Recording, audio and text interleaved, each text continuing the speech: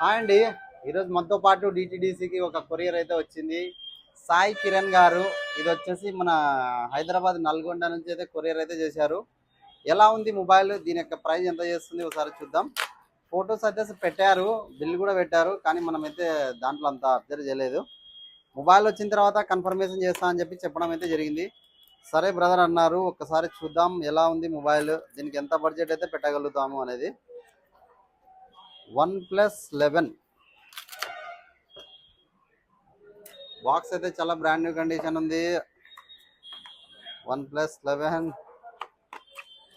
100% original charger కూడా ఇచ్చారు. Thank you.